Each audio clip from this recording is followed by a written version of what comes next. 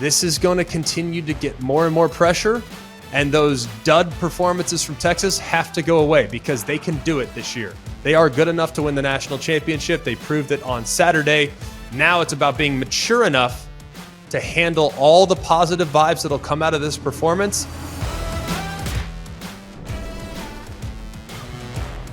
Hello and welcome to Always College Football. It is Monday, September 11th. We hope all of you are having a terrific start to the week. What a week it was in college football.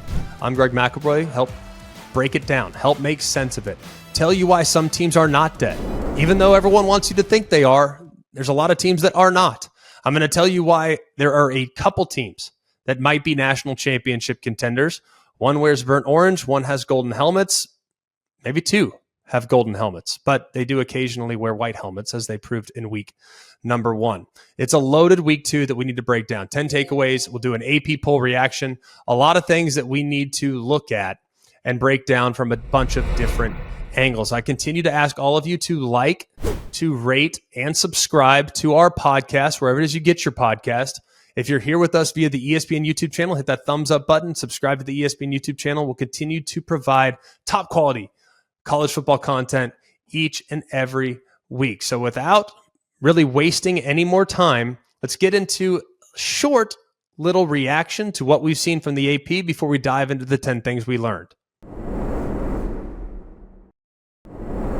Well, the second edition of the AP poll is out, and there are a few takeaways, but really, to be honest with you, it's not crazy.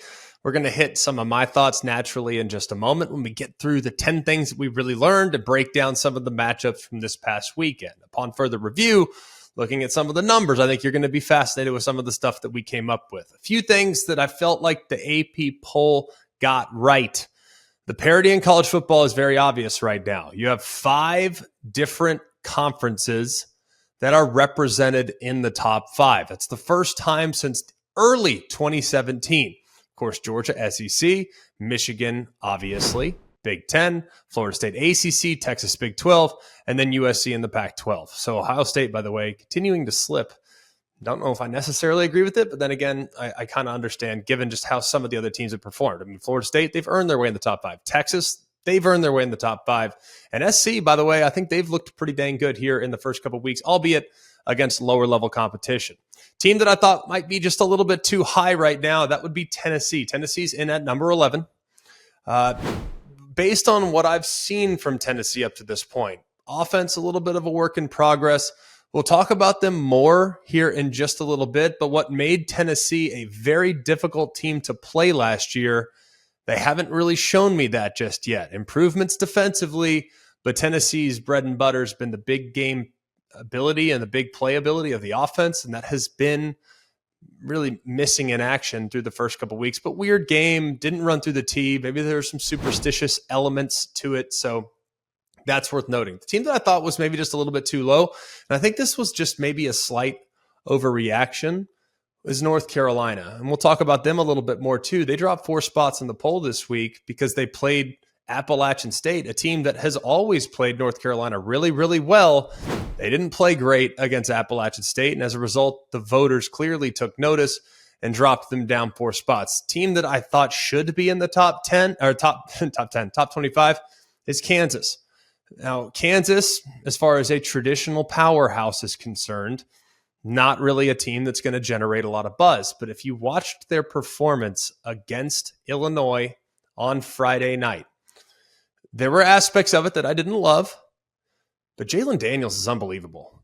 I mean, he's throwing back shoulder passes. Illinois' got things pretty bottled up, and he runs and creates and extends, and he looked more accurate in the game on Friday. And remember, this is his first action of the season. He looked more accurate in this game on Friday. I mean, I'm talking high-level accuracy, right-handed quarterback to his left, multiple back shoulder touchdowns. I am very intrigued by what I've seen from Kansas so far. I'm not saying they win the Big 12 or anything like that, but they would be a team that I wouldn't want to play, and I would have them as of right now in my top 25. Missing the syrup for your pancakes? Or just run out of your favorite coffee creamer? With DoorDash grocery delivery, you can get what you want right when you need it. You've trusted DoorDash to deliver your restaurant favorites, and now you can get grocery delivery that actually delivers too. With thousands of grocery stores to choose from, you'll find the best in your neighborhood and boost your local economy with each and every order.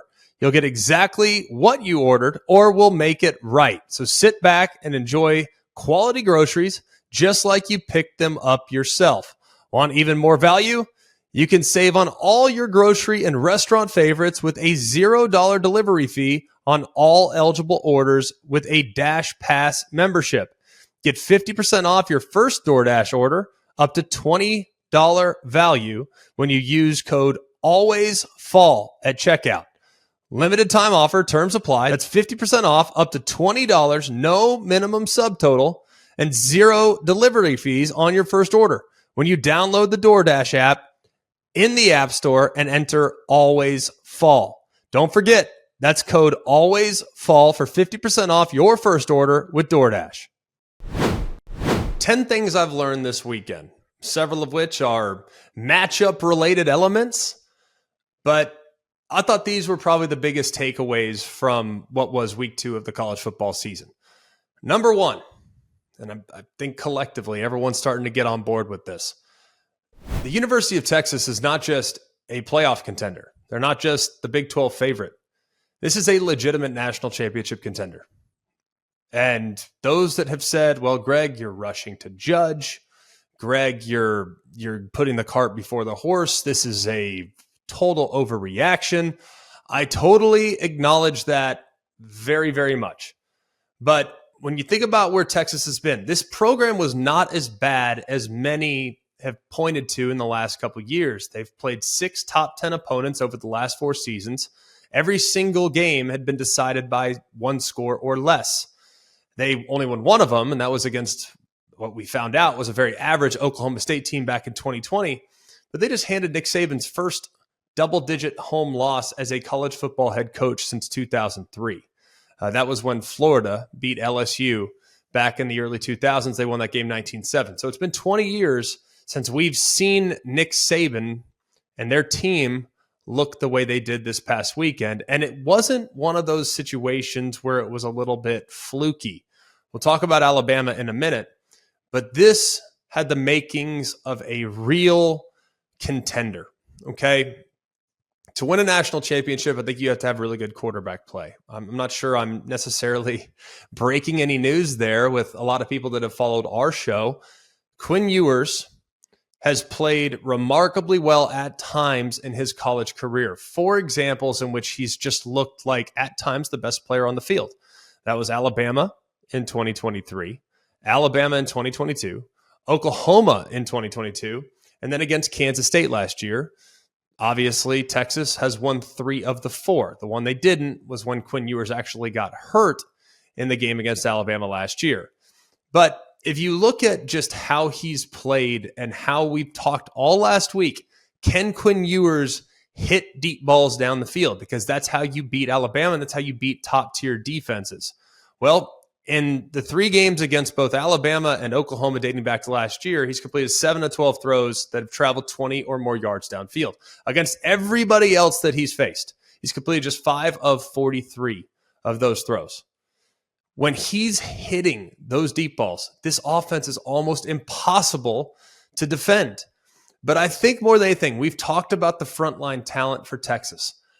We've said that this roster is coiled and ready to spring. We know they have tremendous weapons. We know they have outstanding talent, albeit relatively inexperienced talent at running back. Had maybe a couple questions, especially after the game against Rice along the offensive line. They proved to be a big difference maker in the game. I thought they did a tremendous job handling what is a pretty disruptive Alabama defensive front. But my goodness, man, I think the biggest thing that I learned about Texas is they get up 13-3. We've seen that from Steve Sarkisian coach teams, right? We've seen Texas with a big lead in the first half against quality competition, and then boom, the momentum flips, and the next thing you know, Texas goes into their shell. We've seen that happen multiple times in Steve Sarkisian's tenure. He's a tremendous offensive mind, does a great job in game planning. But when you think about what transpired in this game this past weekend, they're up 13-3. Bama then scores 13 consecutive points. Jalen Milroe hits that big play to Jermaine Burton, and it felt like a turning point, like, oh, here we go again. Well, that lasted for about 5 minutes. And then Texas immediately answers. Quinn Ewers hits JT Sanders, who, by the way, I apologize for those that watched the breakdown last week. I have a million names in my head, and I accidentally called JT Sanders LT Overton. He's played for A&M. Like, I don't know how that happened, but I apologize. So JT Sanders, I'll never, ever, ever mess up his name again. But for those that caught that, I appreciate you keeping me in check. Just too many names swirling there in week number 2 of the college football season. But Quinn hits that 50-yard pass to JT. Then he hits A.D. Mitchell. And then you get the Jaron Thompson interception.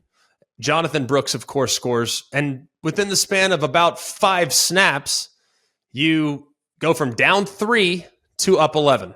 And that's the makings, I think, of a big-time college football team. Well, Bama answered. That's what Bama does. They're not going to go quietly into the night. They're going to answer. They go right down the field, score a touchdown. Next thing you know, they're back within 3. All of a sudden, the comeback is on, right?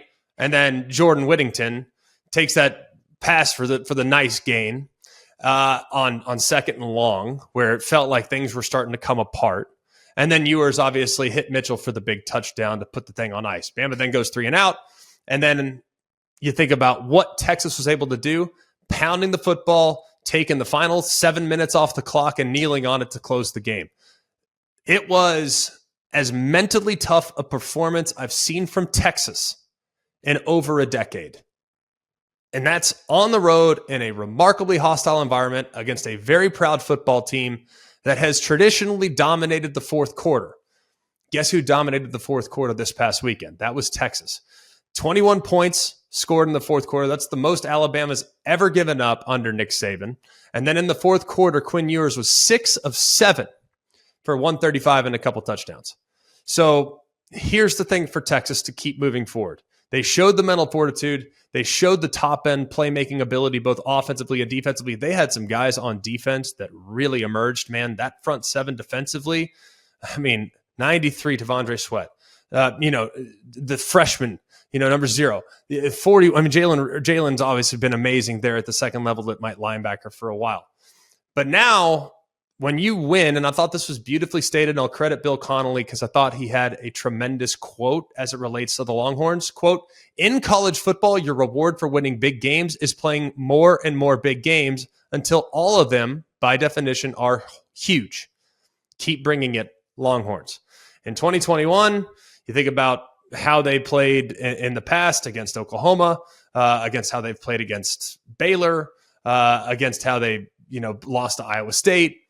Kansas, this is going to continue to get more and more pressure, and those dud performances from Texas have to go away because they can do it this year. They are good enough to win the national championship. They proved it on Saturday. Now it's about being mature enough to handle all the positive vibes that'll come out of this performance and continuing to prepare and play the way you're capable of playing from this point forward. Hats off and kudos to the Texas Longhorns. Let's get to number 2. Alabama does feel vulnerable, okay? But I want to emphasize this, and this is me not being, I'm going to find silver linings most of the time for everyone we talk about. I think you guys know me in that way. I don't necessarily declare teams dead under any circumstances. But here's what I think is a real concern for Alabama. The areas for Alabama that were supposed to be strengths coming into the year did not play like strengths this past weekend. The offensive line. Do you realize that Jalen Milroe was pressured on half of his dropbacks? Half. 19 of his 39 dropbacks, there was some form of pressure coming in his direction. They also registered 5 sacks. Now, that's a ton of credit to Texas and their front 7 personnel, who I think are very underrated and very, very underappreciated. But the offensive line is the heart and soul of Alabama. They have 3 guys that are over 350 pounds. And when they can't maul you, and through 2 weeks, they have not been able to maul the opposing defensive line. That's not just against Texas, that's against Middle Tennessee as well. When your strength is not playing like a strength, that's going to make everybody else around you play a little bit concerned and maybe press and maybe do a few too many things. So that group collectively has to play better. And I'm not talking by just a little bit. I'm talking by a lot bit. The offensive line has to take a significant step forward. A lot of people have looked at the quarterback play by Jalen Milroe. I'm going to go and tell you this. You can't play quarterback by yourself. You can't. Offensive line wasn't great. Separation wasn't great. I thought the Texas secondary did a pretty good job outside of a play or two here or there. I thought the front seven, like I've talked about, really was disruptive. But I think about Jalen Milroe, and there were 2 examples, obviously the 2 interceptions that just can't happen. Jalen Milroe is a first-year starting quarterback. First-year starting quarterbacks are going to make mistakes. It happens to everybody. It doesn't matter how good you are. There's going to be a couple ups and downs with your performance. There's going to be moments in which you're seeing ghosts, and maybe you don't see the field great from the passing posture. But he's got to be able to understand coverage. The first interception to the left, you got to understand when there's 2 high safeties, there's a corner squatted to the outside. They're running cover 2. He's responsible for the flat. The guy that he threw it to the left-hand side cannot even be part of the progression. That's just understanding defensive structure. And then later, the interception, staring it down completely. That's a 1 receiver route. That's 1 guy. So you're looking in that direction. All you have to do, the corner can't cover that route. It's too deep. If you throw it on time, it's an uncoverable route. The only thing you have to do is negotiate and manipulate the defender that could jump in front of it. Jalen didn't. He stared at the receiver, and as a result, Thompson made the interception. That's all part of the process of learning. And I think that Jalen Milroe also needs to do a better job of attacking the line of scrimmage as opposed to trying to run around the defense, because running around the defense is a losing proposition against really high-end athletic defenses. He's, at times, the best athlete on the field.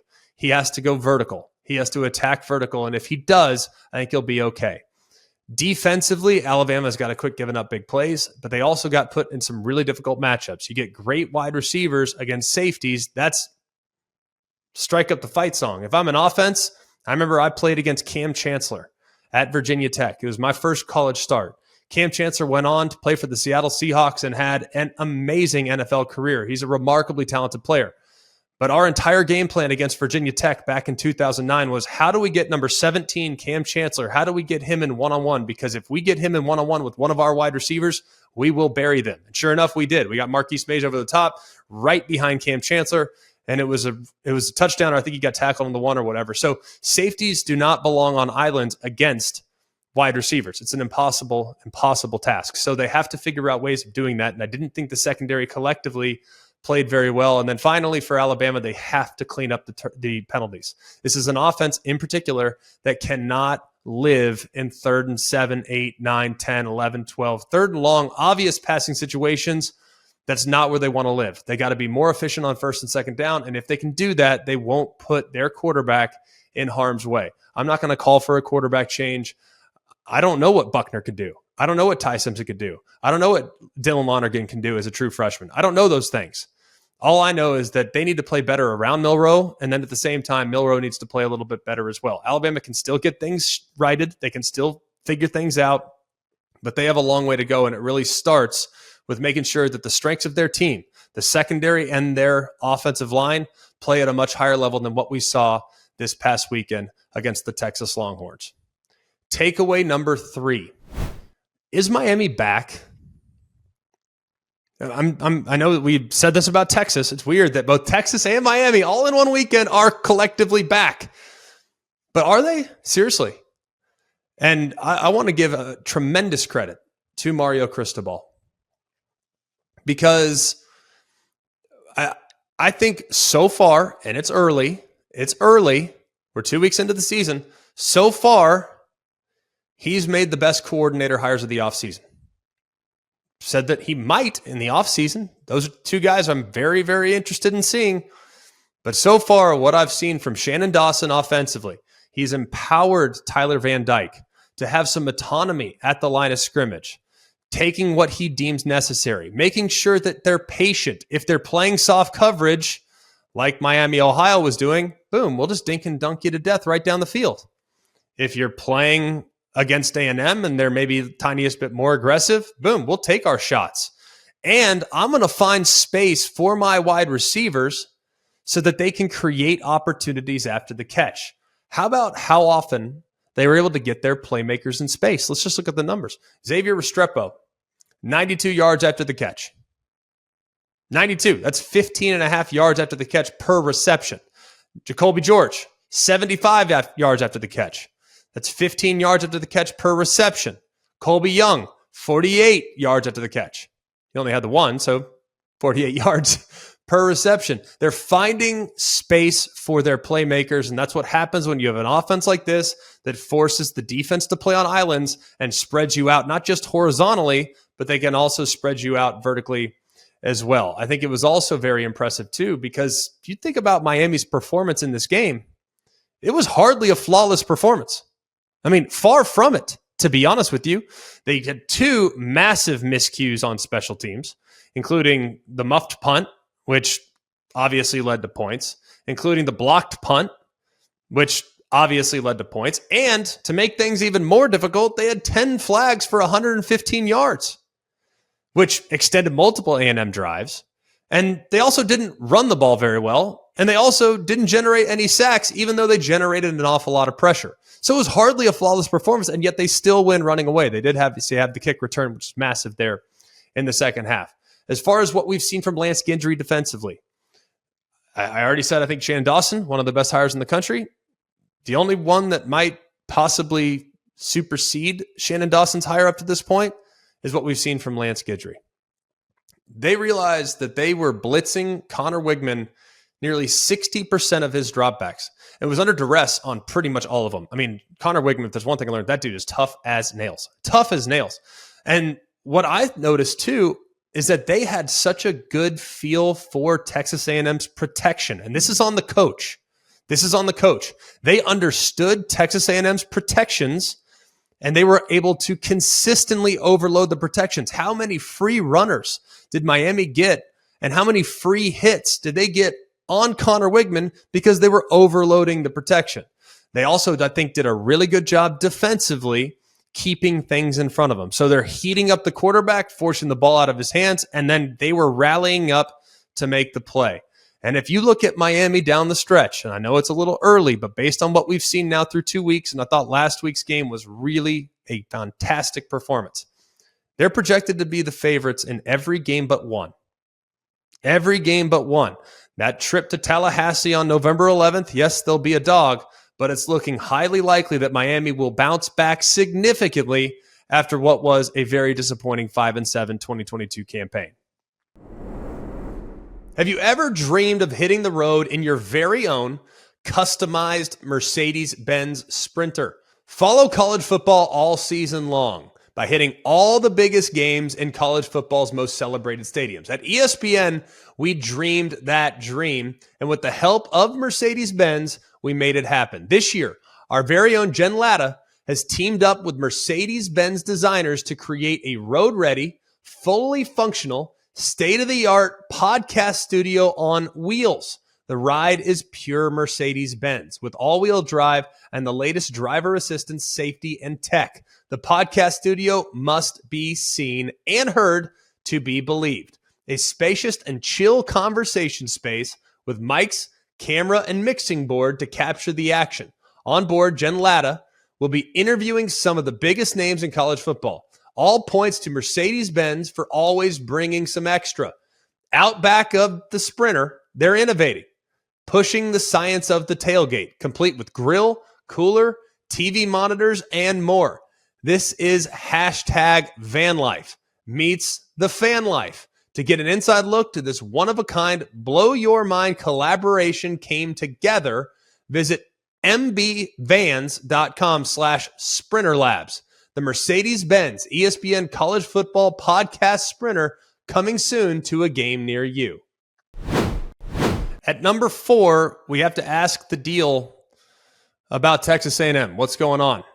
Another dismal performance, another disappointing loss. Everyone's starting to, the boo birds are out in College Station, understandably so. I think some of their issues are correctable. And like I said, I think they played a moment ago. I think they played against a really good Miami football team. Here's how they can still become a factor in the SEC. Number one, they have to figure out a way to create more explosiveness in the run game. They really didn't get many opportunities with talented running backs getting to the second level, making guys miss, and creating explosives in the run game. Number two, they've had a couple big turnovers, right? A couple of really big turnovers. You can't go on the road and turn it over and expect to win the game. Turnovers are the most important determining factor in whether or not you win ball games, and they obviously struggle with that. The Amari Daniels fumble at the end of the third quarter was absolutely massive. Absolutely massive. It obviously turned into a touchdown for the Hurricanes, and then they had the wide receiver slip on the middle of the field. Wigman threw a nice ball on time. It's just unlucky, to be honest with you. So that's one that can be cleaned up, but at the same time, you just can't turn the football over because Miami was feasting in the secondary. I think they did a really good job. They also have to figure out a way to create a real pass rush. For whatever reason, when they were coming after the quarterback, they were like worried about Tyler Van Dyke taking off and just crushing them with their legs. Man, go after that guy. They pressured him only on 21% of his throws.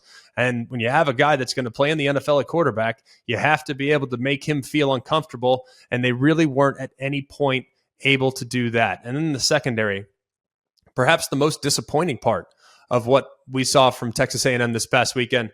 They blew coverages. They seemed to miss a million tackles. My goodness. They had on the perimeter, and we talked a little bit, I think they're good at safety, but the corners are suspect, and the corners coming into this game were a big question mark. Their corners surrendered 10 catches on 13 targets for 210 yards and 4 touchdowns. All right. They also, the corners, gave up 130 yards after the catch. But the safeties were not immune to the issues either. The safeties gave up 5 catches on 7 targets, 117 yards, and 67 yards after the catch on pick plays and crossing routes, things that work in the middle of the field. So they have to do a better job in the back end, eliminating some of the space that the receivers were able to consistently create. And then I've already kind of alluded to it. Man, they have to tackle better, because if they're not tackling better, it could be a long year there in the back end against some of the receivers that they will play in their conference schedule. Let's go to number 5. My Badgers. I'm going to say my Badgers because I've been riding the Wisconsin bandwagon all off season. Well, they're very much a work in progress. They really are. You think about Washington State last year, their game, they had 11 penalties, 2 fourth quarter turnovers. It was a debacle. So it was easy to point to, hey, Wisconsin kind of let Washington State off the hook. A lot of people have already been pointing to officiating. I don't want to hear about officiating. Okay, should they have taken a look at the possible safety, the Malusi fumble, whatever.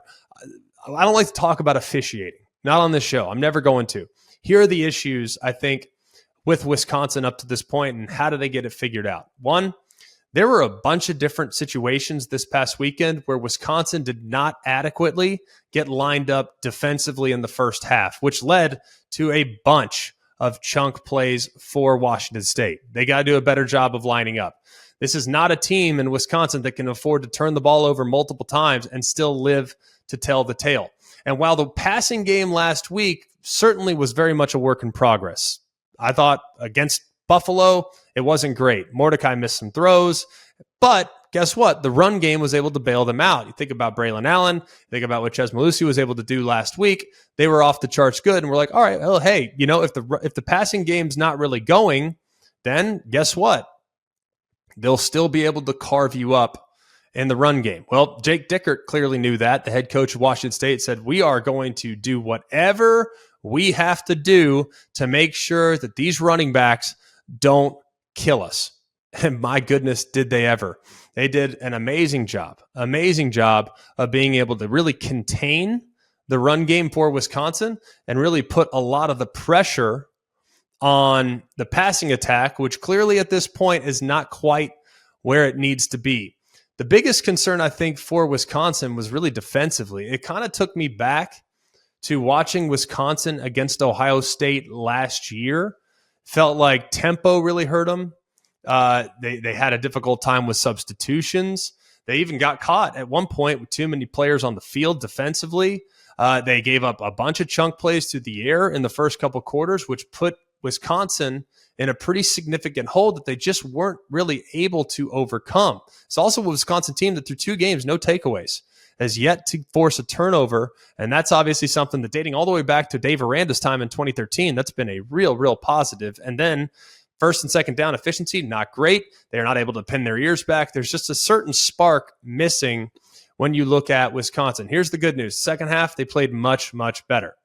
It seemed like first half, they kind of played things close to the vest, couldn't really do a whole lot. Phil Longo, the offensive coordinator, really kind of let things go in the second half, and they had a lot more success. They clearly closed the gap, but they were held to, 90 yards on 29 carries. I mean, they're going to have to take the pressure off the passing game if the passing game's not yet a well-oiled machine, and they weren't really able to do that. So I think when you look at Wisconsin, there's a lot that can be cleaned up, and I think they can actually do so pretty quickly.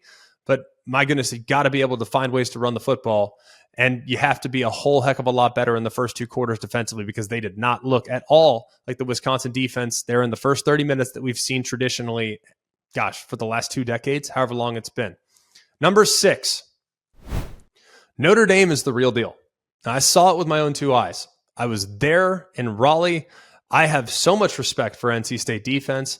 I think you guys listening to me on this show for years, or a year and change, I love the way NC State is aggressive, and they blitz, and they run to the football, and they really do a good job. And they had not, prior to Saturday's performance, allowed 30 points, or they had not allowed over 30 points. They did give up 30 to Clemson in 17 ball games. That was the longest streak in college football until Sam Hartman came to town. And guess what? The last guy to lead an offense to more than 30 points against NC State was Sam Hartman. It was just at a different school. I thought Sam Hartman did an amazing job weathering the storm early. No pun intended, because of the weather delay, but he really did a good job of weathering the storm. He got hit early. I mean, had a fumble, got hit hard. They were bringing pressure. Pocket was collapsing and couldn't really do a whole lot. But after the break, they were able to take a step back, collectively figure out some of the ways that they were going to attack the aggressiveness of NC State's defense, and they did a really nice job. Tobias Merriweather gets involved. Chris Tyree taking advantage of a broken play down the right sideline. I think those 2 guys need to continue to grow because they have a lot of juice, and I think that they are probably in the future going to be vital against teams with better collective team speed. The other guy that I thought emerged, which was very exciting, was Holden Stays. Trying to figure out, okay, how do you replace Michael Mayer?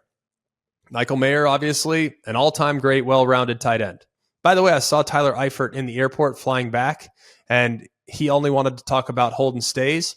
So he clearly, a former great Notre Dame tight end who I talked to for a while, wanted to talk about what he saw from his Irish. Great dude, by the way. Love you, Tyler Eifert. Great guy. Anyways, Holden Stays, he might not be the well-rounded player that Michael Mayer was, but that guy can run. Saw it a little bit against Tennessee State on some shallow cross routes. Now you're seeing him in the flat. You're seeing him down the field. You're seeing him after the catch. He's going to be a significant issue. The other massive takeaway that I had for Notre Dame, I think the pass rush is still a bit of a work in progress. They weren't really able to apply the same type of pressure. They did get the Donovan Heinisch sack late in the game, but there wasn't a lot that they could do as far as applying a ton of pressure to Brennan Armstrong. I thought they did a good job keeping him contained. Now, the receivers for NC State could never really create separation, man. That secondary, and we're going to find out a couple weeks from now against Ohio State just how good that secondary is, but they're among the best I've seen in college football up to this point. It's early, but I wanted to see how, obviously against Tennessee State and Navy, locked down great in the back end. Well, they took a step collectively this past weekend. Even some of the completions were in tight coverage. So very impressed with what I've seen from Benjamin Morrison. Really impressed with what I saw from Jaden Mickey. Xavier Watts there in the back end played one of the best games of his career. Boykin looked really good. They are really good in the back end. And if they can continue to improve their pass rush, we know they're good at the second level with their linebackers. They can continue to improve their pass rush with their front four, which is a question mark, I think, still at this point. They're going to be very difficult to move the ball consistently against. And then finally, they got to clean up the penalties. This is a running theme right now, by the way. Think about Notre Dame committing 10 penalties on the road. They've done a really good job the first 2 weeks. It's been clean. 10 penalties on the road, several of which resulted in first downs for NC State, including jumping off sides. Jack Kaiser, one of their best players, jumping off sides in a punt situation to give NC State new life, which ultimately led to points. You had an unsportsmanlike call on Morrison, one of your best players. You got to clean up the penalties, but that's not something I'm super worried about because that has not traditionally been a massive problem for Notre Dame with some of the players and the coaching that they're going to receive from Marcus Freeman. Hey, college football fans, whether you're on the field or in the stands, make sure you're well protected, like having a solid defense to shut down that wide receiver in the final quarter, opening lanes for your running backs to do their thing, and of course, reliability when protecting your quarterback, because great coverage is a game changer. That's why Allstate provides that same protection off the field, giving you reliable coverage and game-winning protection for everything that matters, helping you stay game day ready every day. So get protected with Allstate. Visit allstate.com or call a local agent today to learn more. Brought to you by Allstate. You're in good hands. Insurance coverage is subject to terms, conditions, and availability. Allstate Fire and Casualty Insurance Company and affiliates, Northbrook, Illinois. Number 7. The best offense in the Big Ten might reside in Happy Valley. Now, part of it, we got it, everyone's no one's really been tested and all these other things. But let's just think about where both Michigan and Ohio State are for the moment in games against relative cupcakes. East Carolina, UNLV for Michigan, Indiana, Youngstown State for Ohio State. They've really, on average, those 4 games, Ohio State and Michigan have outscored their opponent 31-5. So neither has won a game by fewer than 20 points, but they haven't really looked offensively like they're totally in sync just yet. Now, I say that with a slight grain because I think J.J. McCarthy has looked very accurate, and he's throwing darts right now. So really optimistic still about what they ultimately can be. But based on what I've seen up to this point, man, it's pretty shocking some of the numbers that have come out. Michigan offense ranks 76th in rushing success rate.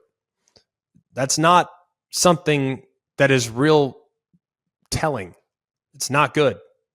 We're talking about Michigan. They want to run the football. That's who they are. McCarthy's great. Love him. Think the receiver's good. Think the tight ends are good. They got to run the football. And they have not fared great up to this point, just 76th in rushing success rate. And then how about third down for Ohio State? Third down, they are 7 of 23 in third down so far this year, Ohio State. That's 114th in college football. So that leads me to Penn State, who has a quarterback in Drew Aller that has been playing really high-level football. Now, he's completing 78% of his passes with 4 touchdowns, no interceptions, and just 1 sack. A little worried about, would he be able to move? Would he be able to negotiate a pass rush? They haven't really seen one yet, but it's still, to this point, his accuracy has been tremendous in these first couple outings. At one point in the first half this past week, Drew Aller had targeted 8 different receivers, a total of 14 times, and had completed 13 of those 14. Now, I think in an effort to prove that he wasn't a robot, he had 3 straight incompletions after that, and then finished the game by going 8 for 8, to finish up 22 of 26 for 204, a touchdown passing, a touchdown rushing, and no interceptions. Katron Allen, Nicholas Singleton, of course, in the preseason, generating a lot of the buzz, but Katron Allen is really the more physical guy and might actually be very beneficial to them down the road. You have the thunder and the lightning. Well, Katron Allen's got plenty of lightning as well, but he's the thumper, man. He's going to finish runs, and he got the start this past week. You kind of listened to James Franklin all offseason, like, hey, man, don't forget about Katron Allen. Don't forget about Katron Allen. Well, 19 carries, 103 yards, and looked really physical, obviously, in the process. Singleton, not quite as significant of a contribution as far as yardage, but of course made the most of his carries. And then the other thing too, the weapons. We knew Keandre Lambert-Smith would be in a good position to take the next step as the number 1, but now with Tyler Warren's emergence, mean, we're talking about a guy that was targeted 6 times, 12 targets between the two of them. They made 12 catches for 111 yards and a touchdown. Obviously, Warren had the touchdown. So, and also Keandre Lambert-Smith, 5 of his catches went for first down. So I'm really optimistic with what I've seen offensively from Penn State. And right now, through the first few weeks of the season, that might be the most difficult offense to defend in the entire Big Ten, which is not something I anticipated coming into the season. At number 8, here's where Colorado's ceiling was before the season. Here's where it was after week 1. Here's where it is after week 2. The bar for what I'm now expecting for Colorado is skyrocketing. And I'm a see it to believe it guy. Always have been. You will absolutely get credit when it's earned, shown, deserved, etc. But this is a stingy defense that they played this past weekend. And in the first half, it wasn't great, right? We're talking about a group that had 33 snaps offensively in the first half, just 136 yards, trying to figure out, okay, how things are going to work out here. How are they going to do? How are they going to handle it? And then, boom, because the offense wasn't really playing great, the defense was off the charts good. Now, they were aided some by some self-inflicted mistakes, a million of them, from Nebraska. But that's not really, I think, an indictment on Colorado. They played well. I am so much more optimistic with what I've seen from them after the Nebraska game than even the TCU game. And partly because there was a moment there in the second half, hey, it's 13-7. Jeff Sims just had the QB draw on the second and long for the touchdown. Okay, things maybe starting to flip a little bit. Maybe Nebraska's starting to find something. And then, boom, 23-0 run to answer that immediate test. And then so much about what they're doing, we're going to focus on the weapons, right? We're going to talk about the weapons. And you think about just how explosive this group is. I mean, they are so difficult to defend because of how explosive they are. Man, yards after catch in college football are such an important statistic because it's what your receivers do with the ball in their hands and what they do as far as creating enough separation to create yards after catch. And I think Sean Lewis, their offensive coordinator, has done a really good job of scheming up some of these opponents these first couple of weeks. They have 438 yards after catch this year. That's the second most in college football. Second most in college football. The only team that has more is USC, who's played 3 games.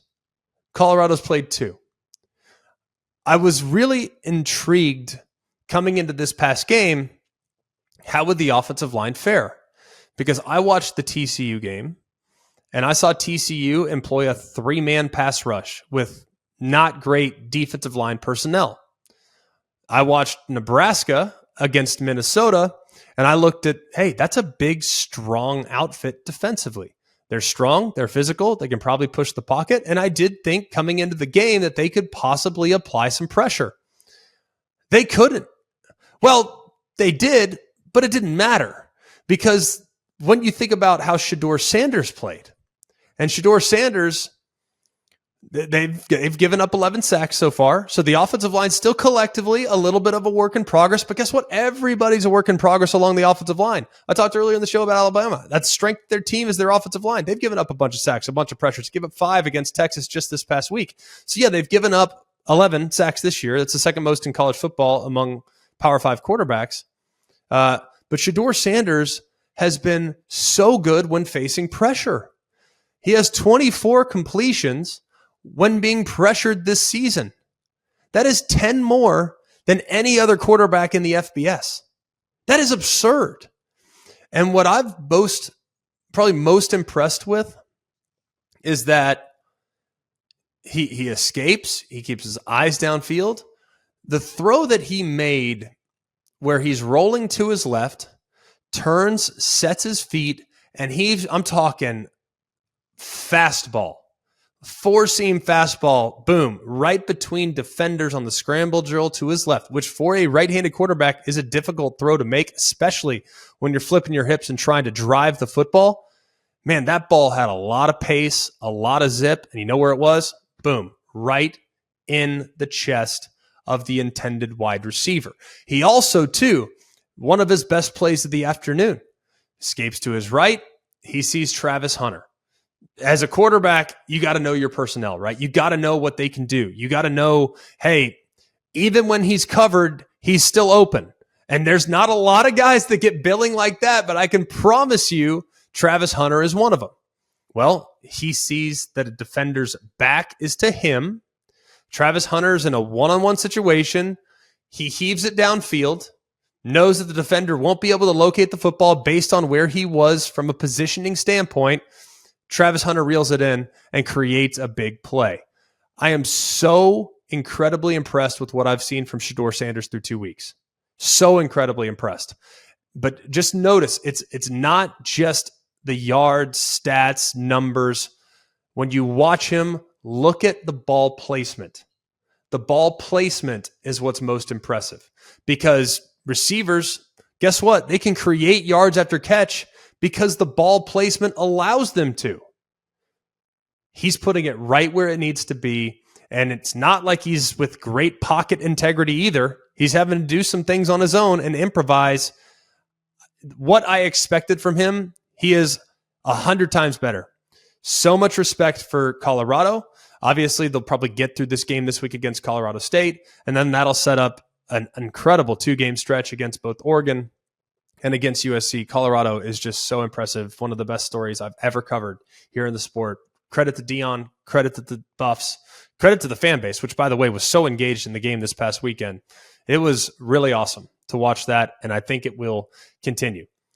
Let's go to number 9. SEC has some problems, folks. They have some problems. And it's easy to rush to judge, and we'll try the best we can to just make sure we don't rush to judge too much. But when we think about some of the losses that the league has already experienced, Alabama to Texas, Texas A&M to Miami, LSU to Florida State, not super competitive in the second half of that football game. Florida to Utah, not super competitive in the second half of that football game. South Carolina to North Carolina, not crazy competitive in that game. But it's not even so much about the losses. Let's look at some of the wins. Kentucky, they trailed Eastern Kentucky for most of the first half before rallying and finally pulling away there in the second half. Arkansas, they trailed Kent State, who has never beaten an SEC opponent, late in the second quarter before rallying and putting 4 touchdowns on the board and winning the game 28-6. Tennessee didn't take its first lead against Austin Peay until 15 seconds in the first half. 15 seconds remaining in the first half. Now, they won 30-13, but this is their closest game in all 14 meetings against FCS opponents. They've never played an FCS opponent closer than they played in this past week. Missouri had to withstand a late rally from Middle Tennessee. Auburn goes on the road to Cal. Didn't look great in the process. Cal's kicker misses 3 kicks. I mean, it was not pretty, even in the wins. So the SEC's got a lot to clean up here moving forward. Now, Georgia continues to cruise, but we don't know about them just yet. They continue to cruise. They look good. But all things considered, collectively, Ole Miss had a good win against Tulane. Thought it was a really good win, but it was really close until obviously that late fumble return to the house kind of broke it open, made the score look a little bit better. And that was without Tulane starting quarterback Michael Pratt. So the SEC, I think right now, not at all what they've been in the past, but doesn't mean that can't flip pretty quickly with a couple of nice performances here as they move forward into late September and then into October and November. Number 10. The Pac-12 currently is the class of college football. Now, people are going to say, wait, hang on a second. Really? Come on. Okay, well, 8 teams right now out of 14 are ranked in the top, or out of 12, are ranked in the top 25. That's the most in the history of the AP poll, okay, for the Pac-12. And the previous high they'd ever had was 6 teams, and they'd obviously achieved that multiple times. And you think about some of the teams that we're kind of considering right now. USC, number 1 in offensive efficiency. Washington, number 2 in offensive efficiency. Obviously, they blew out Boise. They blew out Tulsa by a combined score 99-29. Okay? They are ridiculous. Absolutely ridiculous. Oregon, number 3 in offensive efficiency. They go on the road, one of the more difficult non-conference situations in the entire season, and find a way to get Texas Tech, even though it was one of the craziest bad beats I've ever seen in my life. We're talking about three teams that are really, really good. I've already talked what I think of Colorado. How about the fact that Utah is without their best pass-catching option in Brent Keithy, and they're without their starting quarterback, and yet they're still 2-0, even though the game against Baylor offensively certainly left something to be desired. UCLA, they decide to hand the reins to the true freshman Dante Moore, going up against a San Diego State team that in the last handful of years has been excellent defensively. Excellent defensively. Well, he only threw for 290 and 3 scores, and they balanced out what they were doing offensively with an outstanding rushing performance from TJ Harden and Carson Steele. UCLA is a handful, man. They are really good. How about Oregon State? They are legit.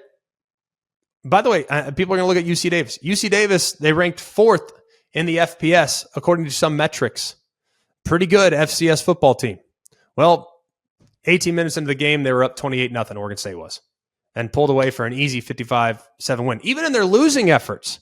I mean, Cal, maybe the 9th best team in the Pac-12. They almost beat Auburn. Had they made some field goals, they would have. Arizona, maybe the 10th, 9th best team in the Pac-12. They go to Mississippi State, and they were this close to converting on 4th down that might have led to them ultimately winning the game. So even in their losing efforts, I've been thoroughly impressed with the Pac-12. It's the class of college football. It's the deepest league, and it continues to prove itself here heading into week 3. Every college football season, Goodyear knows the importance of winning on the road. The road will always demand confidence, the confidence to handle whatever the journey brings and to perform under tough conditions. And just like the players and the fans of college football, Goodyear is ready. Are you ready for the road? Visit Goodyear.com to find the right Goodyear tires for whatever road you're on this season. Goodyear, more driven. Final thoughts here. Mel Tucker has been suspended right now from the Michigan State football team about 24 hours after it was revealed that he is the subject of a Michigan State Title IX investigation into allegations of sexual harassment. Now, they have a hearing scheduled here at the beginning of October. October 5th and 6th is when they're going to be getting together. Mel Tucker has been suspended without pay. So this will be a situation that we continue to monitor, but it had already been reported by some outlets that he had been fired. It appears as though this is the direction that it's heading, that he likely has coached his last game at Michigan State, but we won't necessarily jump to conclusions right now. We'll let the situation play itself out. But Michigan State without their head coach, because it sounds like he did one of the dumbest things you could possibly imagine a head coach doing.